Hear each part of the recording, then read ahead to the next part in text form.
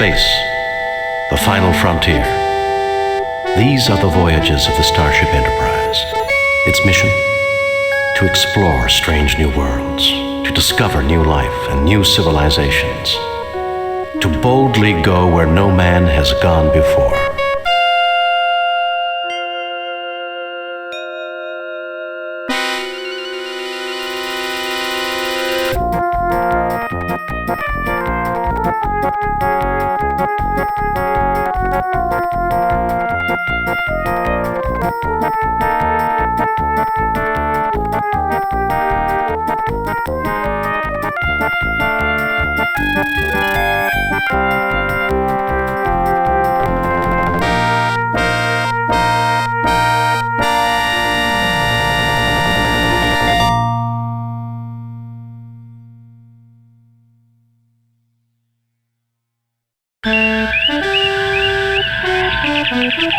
Demon world.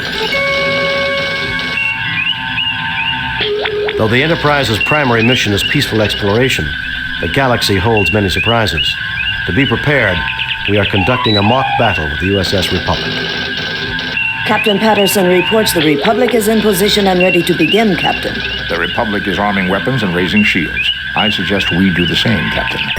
Raising shields. Arming weapons.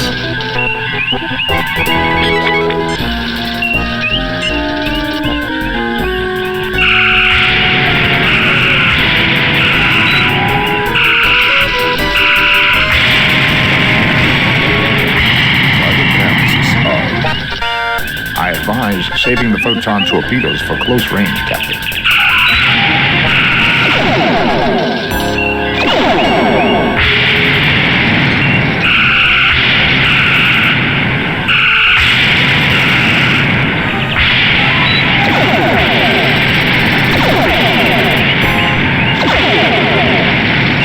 Underestimates the Republic is crippled, Captain.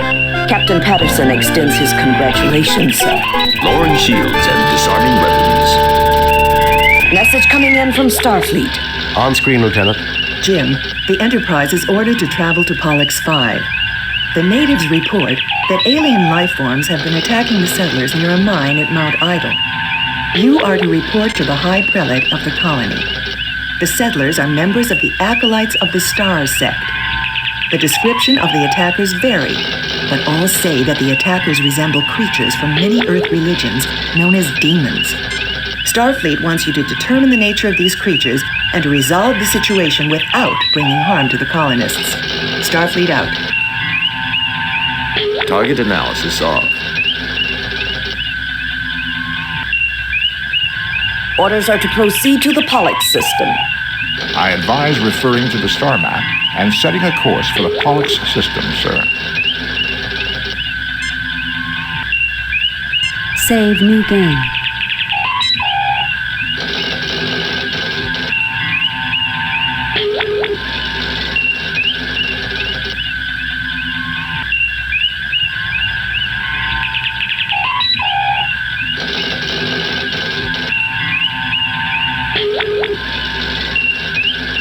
Patterson, Richard. Full name, Captain Richard Cornelius Patterson, Captain of the USS Republic. Richard Patterson is considered a diplomat of the first rank. He has been decorated numerous times for bravery, particularly against the Klingons. Pollux V system, an inhabited satellite of Pollux V. Pollux V has lately emerged from an ice age caused by large meteor strikes. It has recently been colonized by the Acolytes of the Stars religious sect. The planet is home to a wide variety of plant life, but insects and other lower life forms are the only known animals.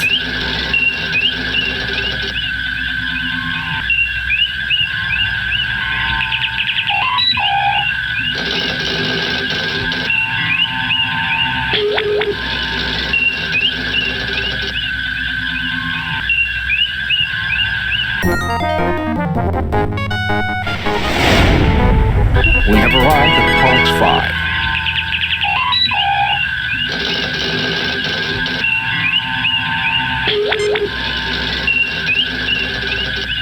Entering standard orbit. Message from High Prelate Robert Angiven, sir. Welcome, Enterprise. The High Prelate awaits you. Please, beam down and meet with him. Pollux V has recently emerged from an ice age, sir. It's spring at the moment. Cool, but tolerable. Sensors indicate previously documented flora and fauna. Nothing unusual.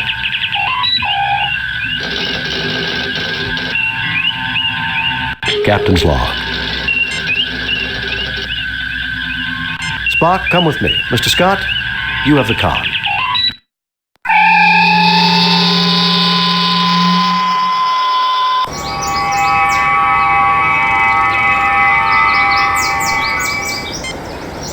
This is so much better, gentlefolk. We are honored at your presence and hope you will find peace here in our haven. I'm Captain James T. Kirk of the USS Enterprise. We have received word that alien life forms are creating problems at your mining facilities at Idle Mountain. Tell me more. Been seeing ghosts and boogeymen, eh? I find that a little hard to believe. Most High Prelate Angiven, I am honored to meet you. I consider it my divine duty to assist you in any possible way with the spawn of the devil. I'm Captain James T. Kirk of the USS Enterprise. We have received word that alien life forms are creating problems at your mining facilities at Idle Mountain. Tell me more. Certainly, Captain Kirk. Not aliens per se. We have encountered what we believe are demons at Idle Mountain. Creatures surely emerging from the very gates of hell. Our God would not test us thus without reason. So we believe your might and insight are our God's method to help us discover what is going on. Aside from seeing demons, has any hard data been collected? Any evidence I could see? Demons? Gates of hell? This is the 23rd century. Aside from seeing demons, has any hard data been collected? Any evidence I could see? A skeptic would consider everything merely anecdotal or unproven. My people will gladly tell you their own stories, so you need not hear it secondhand through me. What can you tell me about the mine itself?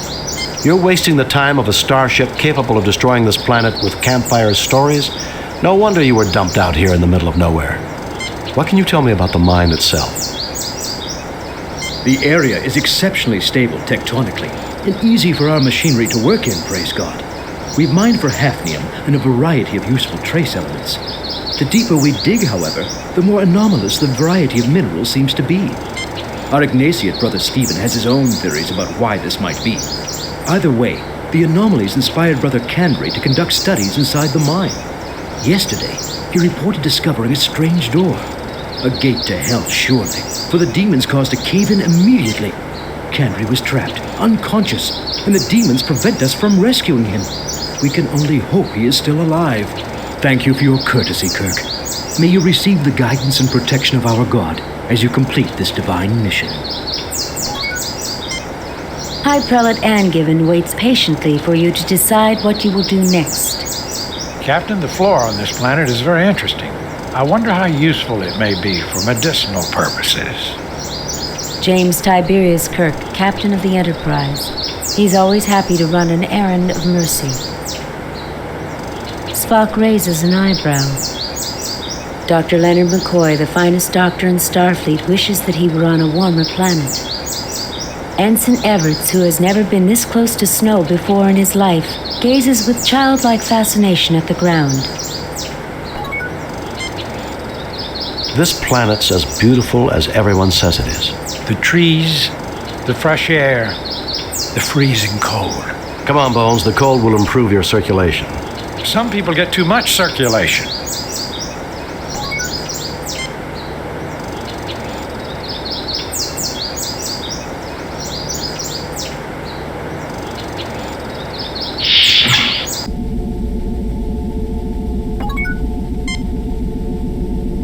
You'll understand if I don't stand up, I hope. I am not well. I am worried about Brother Chubb. Can you examine him, Doctor? This man is in no condition to talk.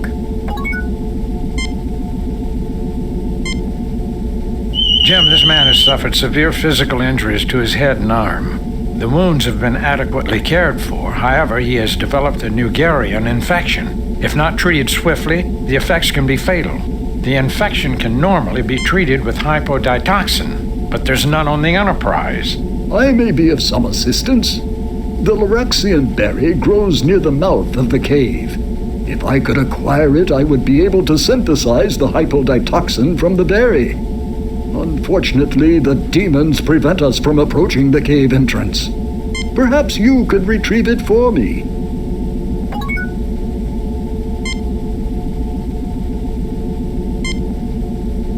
This man is getting worse. We've got to find those berries before he dies. Nothing to report, Captain.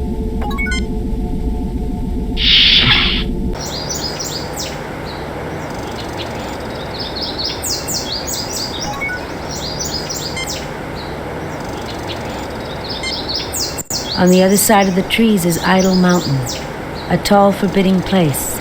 You have a vague feeling of danger.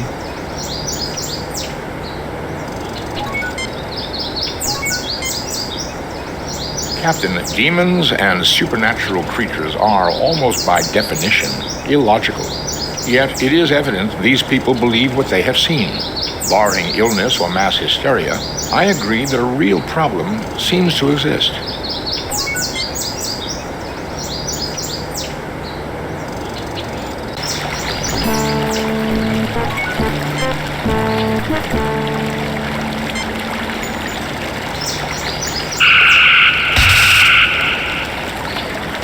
You see a small explosion. I guess they don't make Klingons like they used to, sir.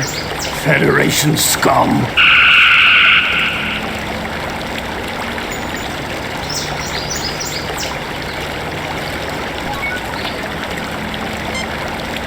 Save new game.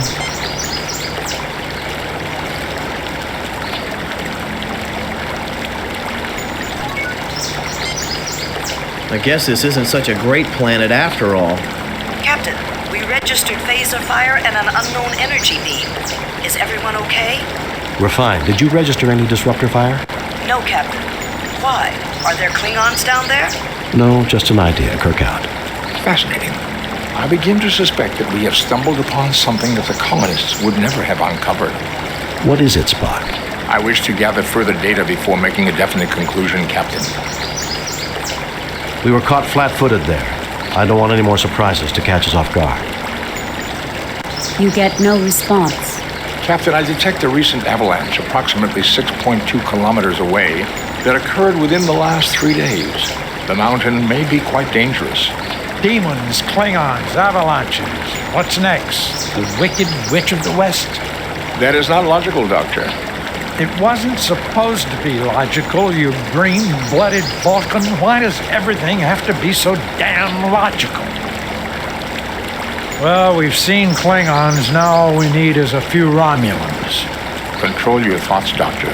There is a high probability that something here is using our own memories against us. Ensign Everts seems to be rattled by the attack of the Klingons. This is definitely not a real Klingon, Jim. This is definitely not a...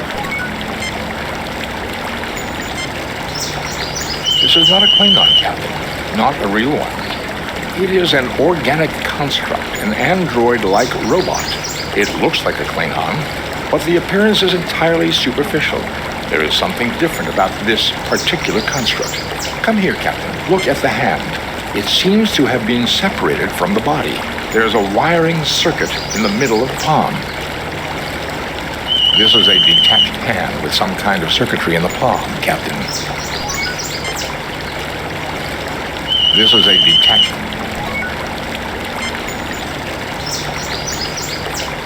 You take the Klingon's detached hand. They look like Klingons. James Kirk filled with a premonition of more dangers yet to come. Dr. McCoy is still hoping the cold winds that whip around Mount Idle will soon die down. Your Vulcan science officer seems to be lost in thought, but remains alert. A small stream flows down toward the forest. These Brandzite pods add a nice touch to the local flora. The path is surrounded by some beautiful shrubbery. A large patch of Kytelian tulips. These are very beautiful doctus cattails.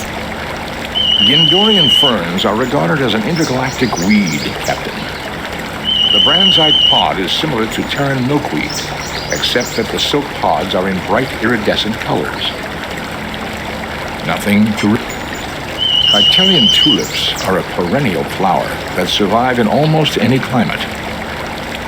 Doctus cattails are similar to their Terran namesake, except that they are known to cause hives if in contact with flesh for any amount of time. You fail to obtain anything.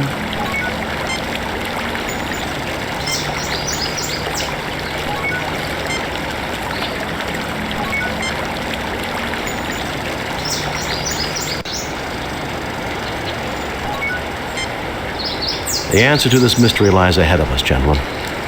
Does your tricorder say the cave is warmer, Spock? It is not logical for me to use my tricorder to determine the cave's temperature, Doctor. I do not see what purpose it would serve. Spock, everybody talks about the weather. Whoever was trying to stop us may not stop with those Klingons, Captain. I recommend extreme caution. The thought had occurred to me, Mr. Spock, but thank you for mentioning it. I'm sorry I let you down with those Klingons back there. I should have been paying more attention. Just don't make that mistake again, Ensign. Those Klingons give me the willies. They always have. My sister was wounded by them in the Chozon ambush. We've all had our share of conflict with the Klingons, Ensign. The Organians told me that one day humans and Klingons will become good friends. I wonder if I'll ever live to see that day. Ensign Everts keeping a sharp eye out for anything dangerous. Spock, perhaps the most brilliant mind in Starfleet, pondering a most peculiar mystery. James T. Kirk, always wondering what the next surprise will be. Mine entrance. Leonard McCoy, hoping that the cave will be warmer than outside. Various types of berries grow amongst the bushes. Facadian moss grows on the cave wall. The Facadine moss extracts nourishment from hafnium, Captain. Gindorian ferns are... These seem to be Laraxian berries, Captain. They have several medicinal uses, but Dr. McCoy would know more. Nothing to report, Captain. Jem, these are the berries we need to synthesize the hypodetoxin. We must get these to Brother Stephen quickly.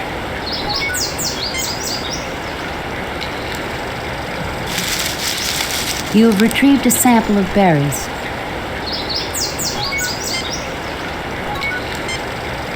Save new game.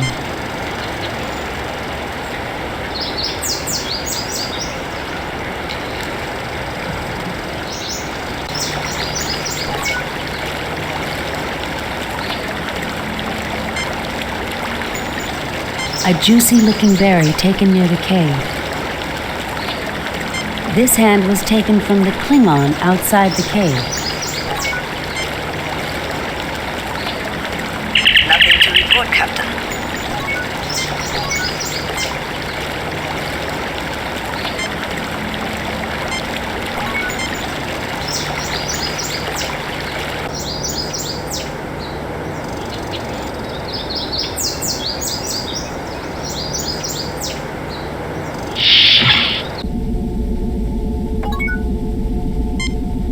Ah, I see you found the berries. Meet me in my lab.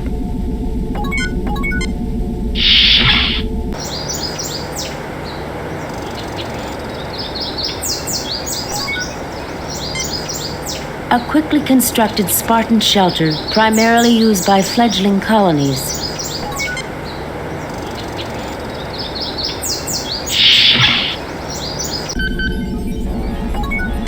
Welcome to my study. Feel free to look around. My medical and scientific equipment is surely not so sophisticated as you're accustomed to, but if there's anything you wish to use, please feel free.